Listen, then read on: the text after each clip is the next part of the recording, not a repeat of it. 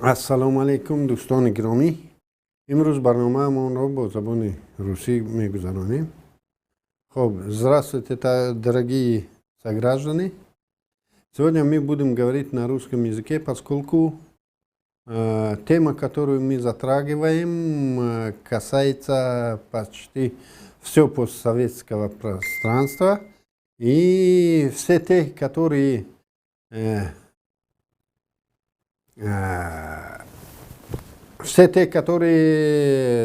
когда-то были в одном государстве, очень чувствительно относятся к этой теме. А тема китайская экспансия на территории Средней Азии, в том числе в Таджикистане.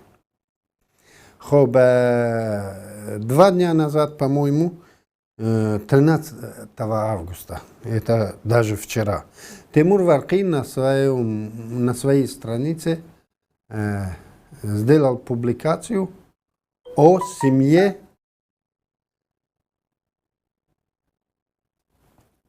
вот дети этой семьи.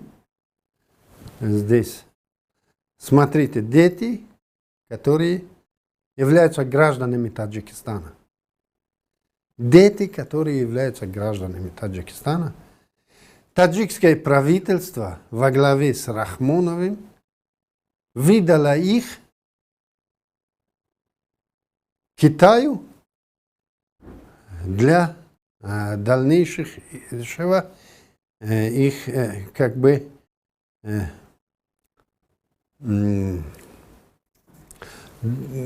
экзекуции. Хоб, Китайская Народная Республика, как вы знаете, в последнее время устроили лагеря для мусульман.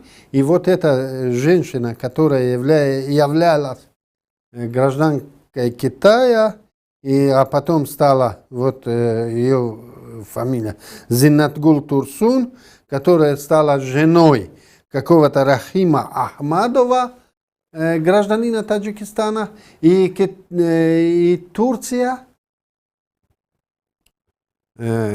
депортировали их как бы в Таджикистан.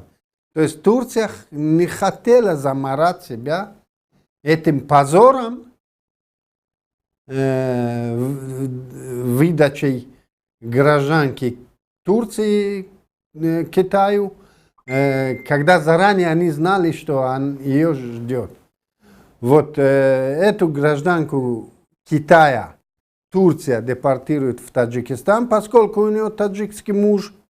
Мы не знаем, даже этот таджик или нет.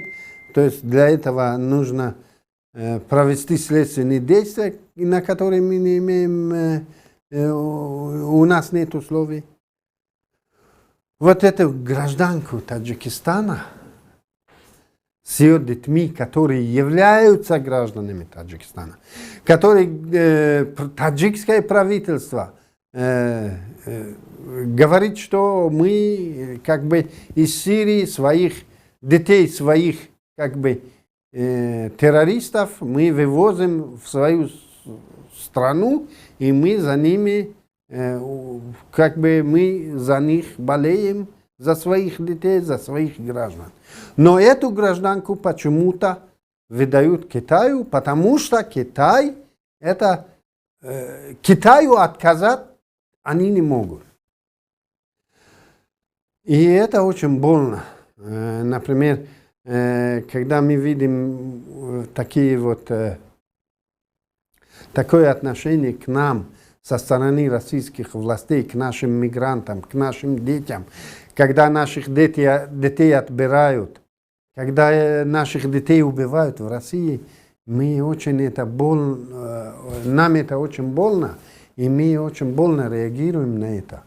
И в то же самое время из своей страны мы выдаем своих граждан для наказания Китаю. И сейчас эти дети отлучены от своей матери. Вот эти дети, которых вы видите на экране, они отлучены от матери. Потому что их мать хотят перевоспитать в этом лагерях. Она исчезла, ее хотят перевоспитать. Вот такая ситуация сложилась по отношению к отдельного, конкретного гражданина Таджикистана, конкретных граждан Таджикистана, потому что мы не имеем, как они иногда хотят, вот они хвалятся своим суверенитетом и говорят, что суверенитет нам принес этот имам Али Рахмон, когда мы знаем, что суверенным стал Таджикистан благодаря борьбе таджикских граждан за независимость, таких как Тоир Абду-Джабур и других, и мы стали независимым государством, и это не заслуга Рахмонова. Но сегодня этот Рахмонов из независимого государства своих граждан выдает какому-то другому государству, потому что у него с этим государством бизнес-интересы. И второй момент учения, военные учения, которые сейчас проходят на территории Горно-Бадахшанской автономной области. Вот видите, вы на экране видите, как проходит парад китайских военных на территории Таджикистана.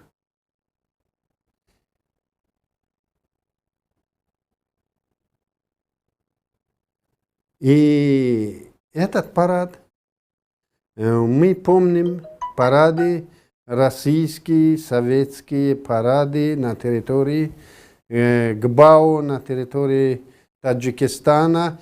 И мы, как я, будучи ребенком, мы дети, бежали за этими военными. И, как помнится, мы как-то, не знаю почему, но мы любили, по-моему, их. Мы были рады этим парадам, мы за ними бежали. То есть это была какая-то общая наша страна. Но сегодня, когда эти войска находятся на территории ГБАУ, и почему-то они позволяют себе приезжать в Хорог и бить в Хороге, и в течение, не знаю, недели харакчанам не дают спать своими вертолетами и другой техникой, когда по соглашению, то есть по плану, они должны были провести эти учения в Ишкашимском районе, там где-то в пустынном месте, но они почему-то свободно гуляют в Хороге. И я подозреваю, что даже власти Таджикистана не хотели такого. Но китайцы уже у нас контролируют все. Понимаете? Они контролируют все, и они хотели, то, что они хотели, это и будет. И вот в военные учения я давал интервью независимой газете, где говорил, что военные учения любое государство проводит две цели ставят перед собой. Первая цель – это для своих граждан сказать своим гражданам, что наши войска сильные, и мы обеспечиваем вашу безопасность, и поэтому вы должны платить налоги. То есть китайская армия говорит своему народу, что мы стали геополитическим игроком в мире, и мы защищаем свои геополитические интересы во всем мире. И это им удалось. Как видим из результата их телевидения, которое сейчас вы видели, что их телевидение как передает эту их победу в военном плане. Но какой посыл дает таджикское правительство своему народу. Всем известно, что еще пару лет назад в Хароге были всякие как бы протестные движения. И вот это правительство Таджикистана с введением войск Китая в Харог говорит харакчанам, что не дай Бог поднимет еще раз голову. Видите, вот у нас какие друзья сильные. Понимаете? То есть это правительство, которое находится во главе, это уже как бы захватчики, чужестранные захватчики. Рахмонов со своей властью является захватчиками на своей территории. И они нам показывают силу оружия другой страны. И это очень тревожно, и это нас тревожит. И, к сожалению, сегодняшняя политика Кремля сводится к тому, чтобы не ссориться с Китаем, поскольку в международных вопросах они поддерживают в той или иной степени политику России. И это очень нас, как малые народы, как Таджикистан, очень тревожит. К нам поступили некоторые вопросы. Один из вопросов, основной посыл этих вопросов состоит в том, что если Национальный альянс Таджикистана, то есть Паймон, я бы хотел вот со сегодняшнего дня и на русском назвать этот Национальный альянс Таджикистана Паймоном.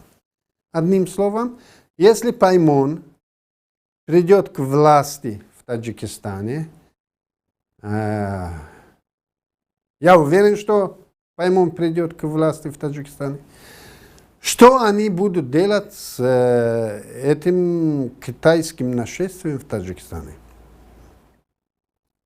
Во-первых, сегодня